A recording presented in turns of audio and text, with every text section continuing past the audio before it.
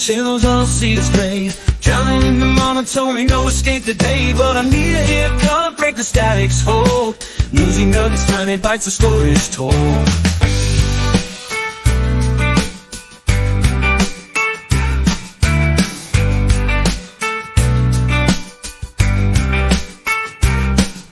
Say goodbye to boredom, headlines made of gold. Twist and shake perspectives in a way so bold. They serve it up with humor with a snarky twist. Little bites of news to fill your daily list. Hey guys, it's Mo with your AM Newsy News Nuggets, and we have some stories because apparently millennials, Gen X, Gen Z, whoever it is, everyone is joining the lemonade stand, I guess, side hustle. From the Washington Post, not just for kids anymore, adults turn to lemonade stands as side hustles. Interesting. There was no giant at or ice at Giant. There was no ice at CVS, and Malia Blake was getting anxious. Her new side hustle, intended to help her climb out of debt, inspired by a woman she saw on TikTok do this for paying for pharmacy school, depended on four ingredients: ice, water, sweetener, and lemons. With her SUV filled with tables, bags of lemons she got from Costco, and flavored syrup she bought on Amazon, Blake pulled into the 7-Eleven parking lot in Southwest Washington and ran inside. Tucked in the back of the store was a freezer. Yay, they have it, Blake said in a deep exhale. I think I'll have to get 5 or 6 bags. That would be a disaster if they didn't have it. Lemonade stands used to only be for kids uh, who wanted to make pocket change during their summer breaks, but now people in their 20s and 30s around the countries have started squeezing lemons to pay off bills. They set up stands at farmers markets, local festivals, and concerts. Proprietors say it's very profitable, but the business is extremely weather dependent and has gotten highly competitive. Blake, 26, says she has around $40,000 in debt from student loans, credit cards, and a car, and she has aspirations to attend law school. Quote, the cost of living is kind of high and I have a lot of expenses, said Blake, who lives in DC and works in corporate communications. I'm constantly looking for ways outside of my 9 to 5 job to put towards my debt and my future. Lemons are cheap, and I thought I could do this too. In May, she spent $1,500 on coolers, an industrial lemon slicer, a banner, and other supplies. She scoured the internet for places that would allow her to set up a booth. Malia's Main Squeeze had its first event at a farmer's market on Mother's Day, and it rained. I didn't get much traffic. It was discouraging. I wanted to give it a chance, though, Blake said. But at her next event, a week later, the weather was warm and sunny, and people started lining up for a cold, refreshing drink. Soon her calendar was filling up for events in June, like the Taste of the DMV Food, Music, and Culture Festival in downtown DC. Blake says she makes about $1,000 to $1,500 in sales per each event. She sells her lemonade for $8 a cup. Well, it better be made from organic lemons that were squeezed by, I don't know, saints. $8 a cup for a lemonade? I mean, look, I get fair prices and stuff, but that is a whole lot too much for Mo. Now, she does offer 5 flavors: watermelon, mango, strawberry, hibiscus, and plain, and it takes her about 1 minute to make a cup. After one of her events, Blake pieced together some video clips of her making lemonade in her stand and posted it on TikTok, telling people about her new venture to pay off her debt. The video got more than 520,000 views. Then another lemonade video racked up 1 million views, and she started selling a $3 guide on how to start a lemonade business after receiving so many questions. In July, she booked her first private event. TikTok hired her to give out lemonade to staff at its office in DC. Excuse me. Quote, the support I've gotten in such a short amount of time has been crazy. I posted where I'm going to be, and my TikTok supporters come find me to get a lemonade. The best business ideas are the most simple ones. Blake started her stand after coming across a TikTok in which Elizabeth Williams talks about paying her pharmacy school tuition with her profits from her lemonade business. Williams, who lives in Owensboro, Kentucky, runs her mobile lemonade stand from an old horse trailer she bought on Facebook Marketplace and refurbished. The 23-year-old runs her business April through August and sets up events across Kentucky and parts of Tennessee and Indiana. Last year, she made $80,000 in sales. She says she makes anywhere from $2,000 to $10,000 per event. She has hired 6 to 8 employees, mostly students, to help at her events. And she's been able to pay off a small student loan and uses the income she makes during the summer to cover her living expenses during the school year. The profit margins are really great. There's no alcohol, so you don't have to deal with a lot of licenses or permits, Williams said. Hell, I might make myself a lemonade stand. I got 6 kids to put through trade school and or college, mostly trade school, I hope. She knows what goes through some people's mind when they hear about their business. We're not stomping on kids' lemonade stands, she jokes. Sometimes the best business ideas are the most simple ones. Williams also became a lemonade influencer, gaining 50,000 TikTok followers by posting behind the scene videos of her Liz Loves Lemonade stand, Mo's Mojo Lemonade. I think I'd have to do mojito lemonade. I don't know. We're gonna figure it out. It'll be the way I pay for our, commune of introverts, our community of the we don't want to people no more. We're going to buy the state of Wyoming. If you're still in Wyoming, you can stay there, but we need a good chunk of it for our antisocial commune. So there you go. That's an idea if you would like to, become a lemonade purveyor, seller. I guess that is something that you could do. In other news, what the actual heck? And oh my gosh, Snake Island. In a lawsuit, a gentleman claims that Emery lost part of a man's skull and then charged him $19,000 to replace it. What the actual heck? A hospital lost part of a Georgia man's skull and charged him $19,000 for a synthetic skull replacement piece that had to be removed after it became infected, a lawsuit by the patient alleges. Fernando Cluster, 62, was having surgery for a brain bleed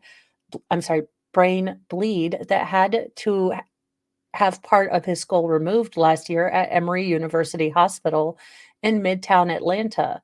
The hospital misplaced a small section of his skull during the procedure and later billed him for it, even though it had to be replaced because it became infected, the lawsuit said. Quote, it is shocking that a medical provider like Emory would lose part of one patient's skull, then refuse to accept responsibility, said the patient and his wife in a statement emailed to Law and Crime on Saturday by their attorney, Chloe Dalliere of Hornsby Law Group. We now have to live with the consequences of Emory's negligence, including daily fears about another infection in my head and medical costs, the statement went on. We want to know if this has happened to other patients to see if they have been given an explanation by Emory. Our goal is to make sure this never happens to another patient again. Representatives from Emory have so far declined to comment, local ABC affiliate WSB TV reported. The ordeal began on September 30th, 2022, and is laid out in the lawsuit filed on August 8th in Georgia, when Custer was admitted to the hospital after his lawyer told Law and Crime that he had passed out and fell. The man was diagnosed with an intracranial hemorrhage, so inside your head, and think a bruise, so you're bleeding, but there's no way for where for it to go. These are incredibly serious. Your brain cannot handle, increased pressure. Your brain is incredibly delicate. I'm not a doctor, but some things are understandable to even the layperson. You're the thing that, powers your meat suit and gives you cognition is delicate and important. Now, he underwent a decompressive hemicraniotomy. So, decompressive to remove the pressure, and then half. So, they're not taking off the entire skull, but they did take off half of it. The piece of skull that was removed was measured 12 by 15 centimeters. So this is not a small piece. This is not something you're going to lose like a last piece of a jigsaw puzzle, you would think, hopefully. After he healed from the surgery, he was set to have his bone flap reimplanted on November 11th, 2022, as he was being prepared for the cranioplasty, so the repair. Emory personnel could not identify plaintiff M. Cluster's bone flap, according to court documents.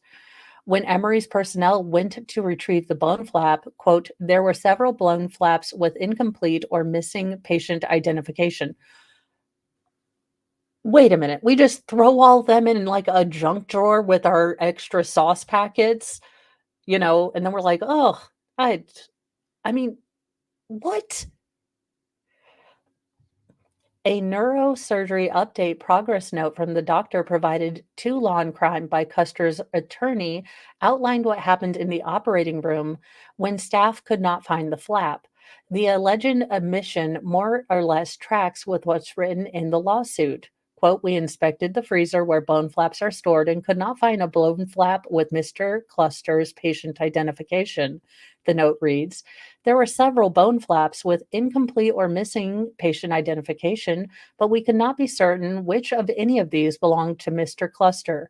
Now, I am going to be probably dumb and I don't have medical experience, but could we not look at how it's shaped and maybe figure out this is, I mean, I'm sure it has to be more serious. You have to do DNA because you don't want rejection, but it would seem like you could maybe guesstimate based on, I don't know, size and I'm using puzzle experience, which is probably in no way related, but WTF.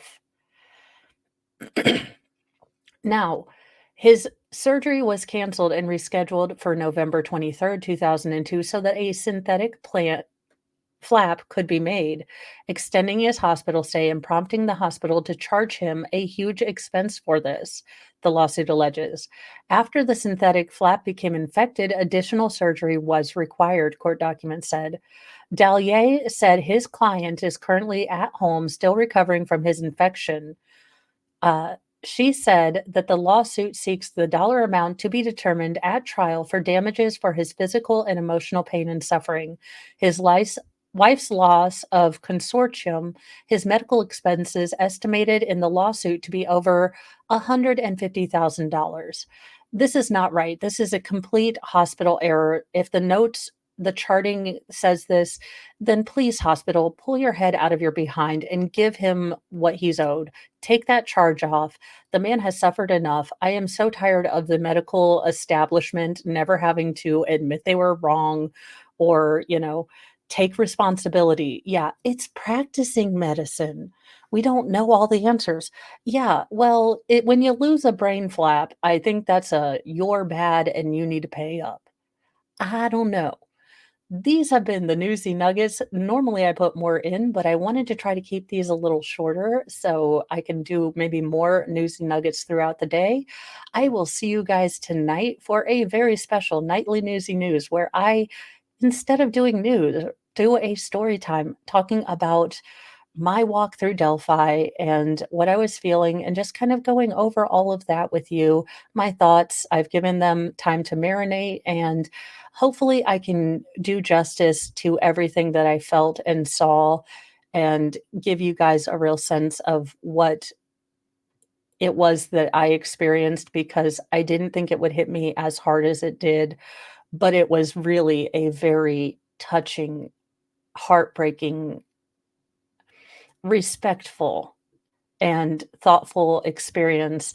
Even as I was joking with Nick, there were a lot of feelings, and I wanna kind of let you guys know that because I think sometimes we get so involved in these cases and we kind of lose perspective, and I know I do sometimes, and I really have to go back and get grounded in why I feel so passionate about this case, and I think, at least I hope I am able to give it justice and honor with my words. Anyways, I will see you guys in a little bit. Have a wonderful, safe, happy day. Be kind to yourself, be kind to others, and I will see you tonight. Bye, guys.